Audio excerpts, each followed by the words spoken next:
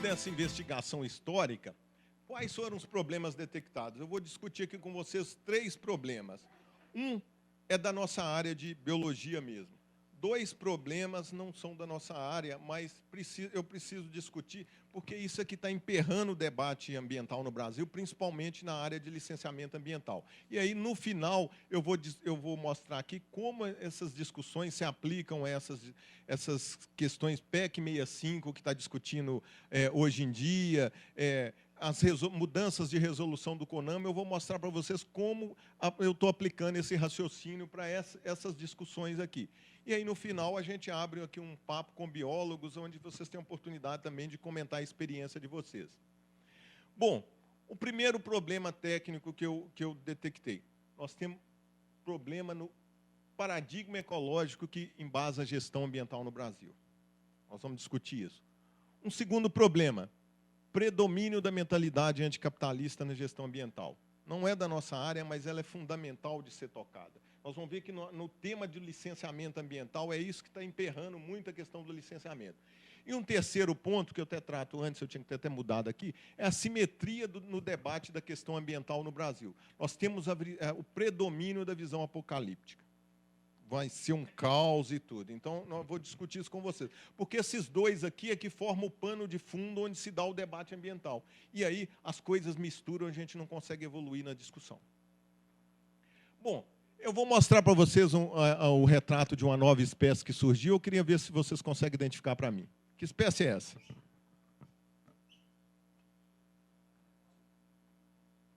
Pô, essa biólogo que tem aqui, gente. Qual espécie? Ninguém vai arriscar? É um pato ou um coelho? É um pato ou um coelho? O que vocês acham? Hein? É um patelho? Qual que é a finalidade dessa figura, gente? Essa figura ela surgiu por volta de 1900 para discutir a questão da ilusão de ótica, né? Só que ela impactou muito o Thomas Kuhn, que escreveu Estrutura das Revoluções Científicas. Então, ele fala muito de paradigma, ou seja, essa figura, ela ilustra como uma mudança de visão de mundo, na nossa visão de mundo, ele altera como a gente percebe as coisas. Então, se eu sou um criador de coelho, eu bato o olho e só enxergo o coelho. Mas se eu sou um criador de pato, eu bato o olho e só enxergo o pato. Ou seja, então a ciência ela evolui por paradigmas. Foi a grande mensagem do Thomas Kuhn. E o Edgar Morin, ele define paradigma como princípios ocultos que governam nossa visão das coisas e do mundo, sem que tenhamos consciência disso. Ou seja, o paradigma é como um iceberg. Aqui nós temos as teorias científicas, né? Nós temos a parte empírica, que vem da realidade de observação, mas tem muita coisa aqui metafísica, né, que é utilizado para estruturar as teorias, mas que, na verdade, não tem embasamento empírico. Então, ele chama muita atenção para isso. E, no caso dos paradigmas que eu falei com vocês, nós sofremos disso muito fortemente. Para vocês, qual é um dos pressupostos mais arraigados da ciência ecológica? Alguém arriscaria um chute? Que impacta tremendamente a gestão ambiental aqui no mundo, não só no Brasil. Ninguém arriscaria, não? Balanço ou equilíbrio da natureza. As comunidades são vistas como estáveis ou em equilíbrio quando nenhuma mudança pode ser detectada no tamanho das populações e no número de espécies em determinado local.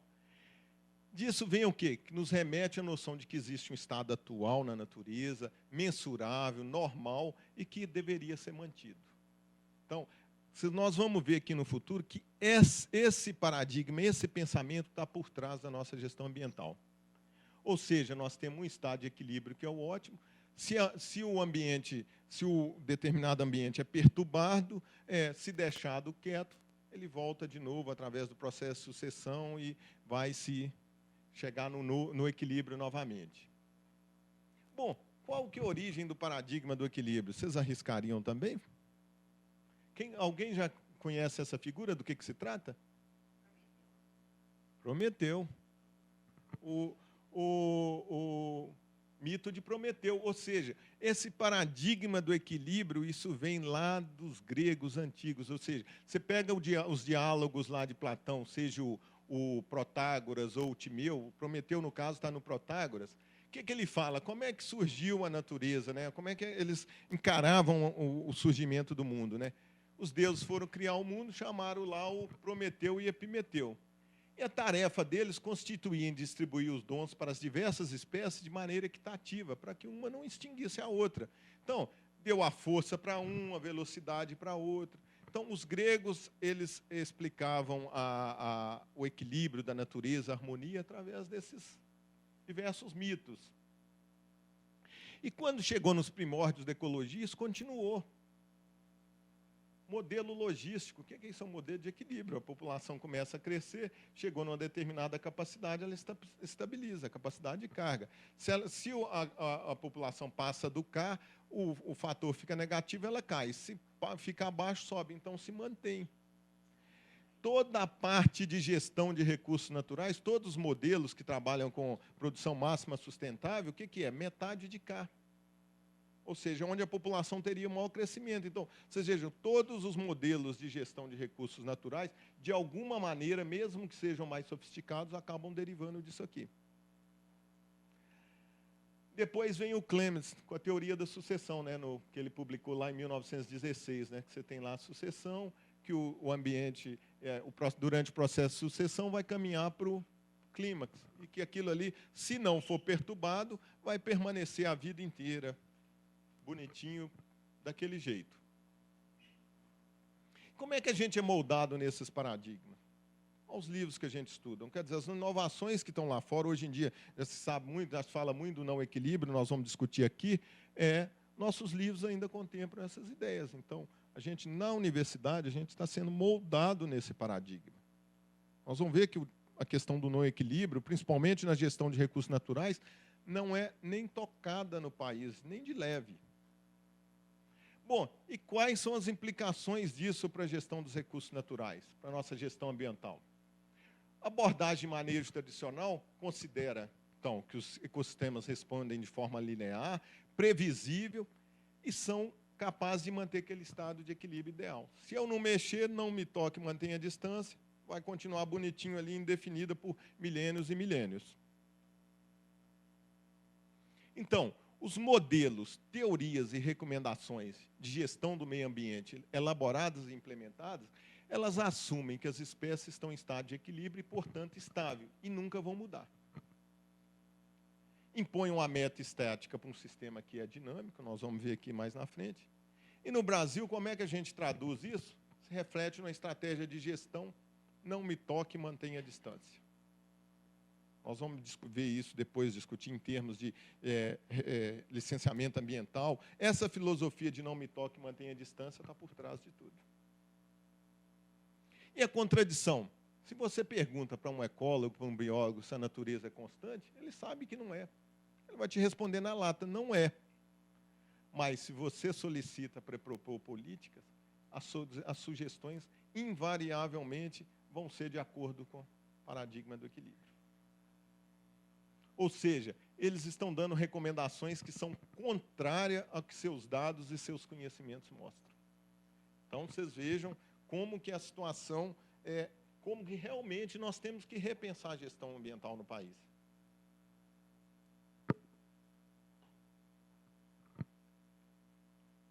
Bom, só um exemplo de unidade de conservação que eu trabalho muito. Ao resultado disso, você vai na unidade de conservação, não pode fazer nada. Quer implementar o uso público? Não, se afaste, não me toque, mantenha a distância. Manejo florestal, manejo de fauna. No Brasil, praticamente, não se fala em manejo de fauna. Além de outros fatores, alguns nós não vamos discutir aqui, essa ideia do não me toque, mantenha a distância, que deriva do paradigma do equilíbrio, é muito forte. Já que o estado atual é ótimo, e a perturbação desse estado cria uma cascata de efeito negativo. Então, vamos evitar, não mexe, deixa intocado. E para agravar a situação, se a gente pegar como evoluiu algumas ideias no mundo, por exemplo, surgiu a ecologia, daí derivou ecologia evolutiva, ecologia de sistemas ali por volta de 40, 1950. Da ecologia evolutiva surgiu a biologia da conservação, E da ecologia de sistemas surgiu a ideia da ciência da resiliência. A gestão ambiental no Brasil veio toda por aqui. Eu, para confessar a vocês, nunca tinha ouvido falar em ciência da resiliência antes. Depois que eu usava alguns conceitos nos planos de manejo, mas isso só foi amadurecer mesmo na hora de escrever aquele livro. E depois aqui eu vou discutir com vocês toda a evolução dessa ciência da resiliência e como isso poderia ser aplicado na gestão ambiental do país. Bom, então voltando àquela figura, a gente viu o coelho, agora vamos ver o pato. Qual que é outra visão de mundo também que a gente pode ter se a gente, então, sair um pouco desse paradigma? O que aconteceu em meados do século XX? Né? Eu coloquei aí, isso é uma foto lá do Iguaçu, as águas bem turbulentas, né? Surgiu muita teoria nova em meados do século XX. Tinha teoria geral de sistemas, que deu a ênfase em propriedades emergentes, na ideia que o todo é maior que as partes. A cibernética, que trouxe toda a ideia de regulação de sistemas, feedback, retroalimentação. Teoria da comunicação, que tratou a comunicação como um problema matemático. Teoria do caos, fractais. O caso do caos fala que pequenas mudanças iniciais, né, pode levar a um resultado totalmente diferente. Se você fizer uma modelagem com a curva de crescimento logístico, a equação logística, você mudar ali a quinta casa, depois de um determinado tempo, as curvas elas se diferem completamente. Então, isso é a ideia do caos. Teoria da complexidade, que junta tudo isso e aí passa a encarar, então, ou seja, isso deixou claro, olha, a dinâmica dos ecossistemas ela é complexa, não linear. Complexa no sentido que não é linear, né? Quando você tem uma dinâmica não linear, uma pequena mudança aqui numa variável pode causar uma mudança enorme lá, um efeito enorme. Enquanto que quando a gente trabalhava com a dinâmica linear, não. O efeito é proporcional à causa, né? E muitas vezes imprevisível. Ou seja, e além disso, o pessoal fala, olha, sistemas complexos, eles se organizam em termos de bacias de atração, ou seja, podem a possibilidade de ter mais de um estado de equilíbrio. Então, dependendo das condições, eu vou para um estado de equilíbrio, eu vou para o outro. Então, se você modela, em determinado momento, a curva bifurca. Ou seja, esses modelos matemáticos que trabalham com isso, não dá só aquela equação aqui única, não. Em determinado momento, quando você varia alguns parâmetros, pode bifurcar e o sistema tomar direções totalmente diferentes. O que significa isso na prática? Para dar um exemplo. Nós temos aqui o mesmo ambiente, ele é dominado por gramíneas, e o mesmo ambiente quando é dominado por arbustos. Então, você pode ter uma determinada situação, onde você tem ali uma quantidade de pastoreio, fogo e tal, que domina esse estado de equilíbrio, essa bacia de atração, ou seja, o sistema vai ser dominado por gramíneas. Se você muda, por exemplo, a questão da quantidade de grama que é removida pelo pastoreio, a intensidade de incêndios e tal, o sistema pode chegar num ponto que ele migra para esse outro lado. Ou seja, ele passa a ser dominado por arbustos. Vocês vejam, como essa bacia de atração aqui ela é mais profunda, é mais difícil retornar a situação para aquela ali. Isso acontece em lagos claros, lagos escuros. De repente muda, como é que chama? Não é escuro, não é... É quando você tem blooms de alga, fala... Então, você tinha um lago com água clara, de repente, com as mudanças de quantidade de fósforo, ele atravessa um limiar, ele passa a ter problemas de florescimento de algas. Então, eles já notaram esse tipo de dinâmica em diversos tipos de sistemas. Então, vocês vejam. E aí, surge, então, a ideia que eu vou mostrar aqui no próximo slide, que o autor coloca, que nós temos que trabalhar a resiliência do sistema, ou seja, ela é definida como a soma de distúrbios que um sistema pode absorver sem provocar mudanças no seu estado. Ou seja, não é intocabilidade. O sistema está sempre sofrendo distúrbio, eu tenho que dar um jeito de manejá-lo para que ele continue naquele estado que eu consiga ter o máximo possível dos serviços ecossistêmicos que eu quero. E quem foi pioneiro desse? Foi um ecólogo canadense, o Holling. Ele era especialista em questão de pragas florestais, e aí ele foi amadurecendo, ele foi um dos, assim, na década de 50, importante na biologia populacional. Então, ele entendia muito da ideia do equilíbrio. E ele foi mudando de ideia. E essa publicação dele de 73, Resiliência, Estabilidade e Sistemas Ecológicos, foi um divisor de águas. A partir daí, ele começou a trabalhar toda essa ideia da ciência da resiliência junto com o grupo dele. Então, a partir dessas constatações que ele viu lá, ele propôs, né? Olha, realmente, os sistemas, nós temos sucessão. O Clemens está certo, isso acontece. Mas não para aí. Nós precisamos acrescentar mais 2 fases nesse ciclo. Nós temos aqui o crescimento e a conservação, mas tem momentos onde eu tenho ali uma grande liberação. Acontece um incêndio, uma praga florestal, determinados fatores, até de ordem natural, que promovem uma disrupção aqui no sistema, e aí ele vai para uma outra fase de reorganização. E é nessa fase de reorganização que surgem as novidades e permite ao sistema continuar, ele persistir por muitos e muitos anos. Então, ou seja, não para na conservação, na ideia da intocabilidade. Já se prevê que os sistemas eles sofrem mudança, que essas mudanças são imprevisíveis. O que a gente tem que tentar manejar é não atingir uma mudança que não seja benéfica para a biodiversidade e para nós. Então, ele criou essa ideia do ciclo adaptativo, né?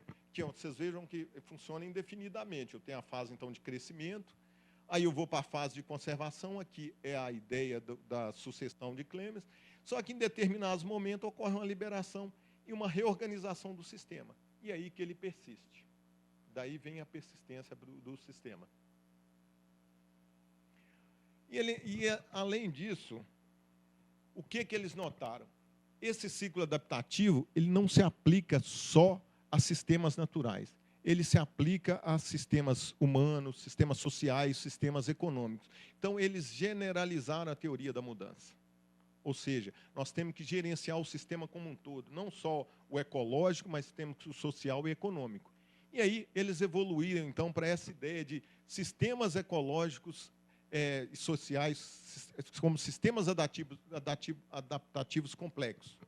Ou seja, nós temos aqui o ecossistema, temos o sistema social e econômico. Eles estão muito entrelaçados. Dependendo do que eu faço de manejo aqui, impacta o sistema social. Dependendo de como o sistema social maneja, impacta aqui. Então, a gente tem que gerenciar como um todo.